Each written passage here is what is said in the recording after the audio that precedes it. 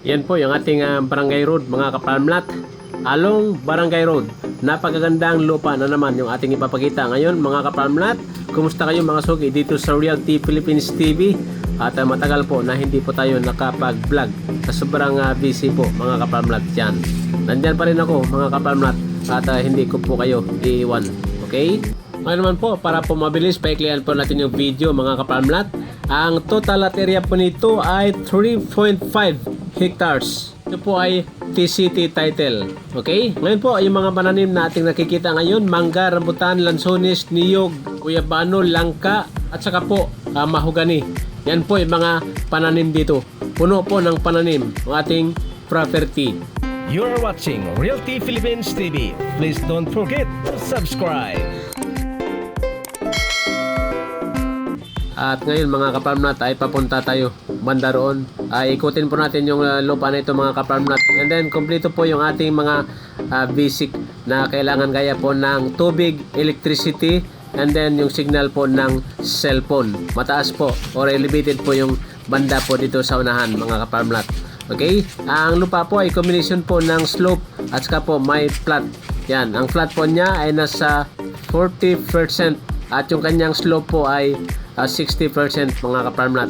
And then malapit lang po tayo sa iMall PAMI. Mula po dito hanggang dyan sa iMall PAMI ay nasa 30 to 5 minutes lamang. Yung, ganun po kalapit yung ating lupa mga kaparmlat sa mall. Okay? At malapit din po tayo sa hospital. At ngayon naman mga kaparmlat, ang ating frontage doon po sa kalsada kanina ay nasa 50 meters. At ito po yung mga kasalukuyang nakikita natin ngayon mga kaparmlat. Yan, pagmasdan po nyo. Ang daming pananim. Yan. At dito po mga kaparmlat, dahil mainit yung panahon, ay hindi po masyadong apektado po ng El Nino. Dahil malapit lang po tayo sa Sierra Madre Mountain. Okay? Malamig po yung simoy ng hangin at malakas po yung supply ng tubig dahil yung ating mga tubig po ay galing po sa mga kabundukan dito sa Laguna mga kaparmlat. Yan, ano-ano ho ba yung mga pwede nyo ilagay dito mga kaparmlat maliban po sa mga pananim na ating nakikita ngayon ay pwede ho kayo maglagay ng inyong mga backyard lamang na livestock.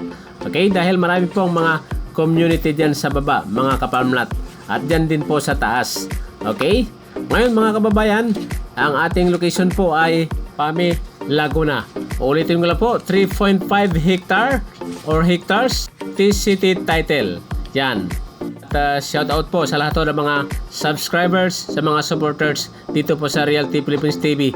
Yan, open yung ating comment section. Sa mga may katanungan ay mag-text or pwede ho kayo maglagay ng inyong question dyan po sa comment section mga kaparmlat. Yan po, maraming pong salamat at muli from PAMI Laguna. Ako yung kaparmlat, Rosendo Saminyan. Kayo po ay nanonood sa inyong paboritong himpilan, Realty Philippines TV. Mabuhay tayong mga Pilipino.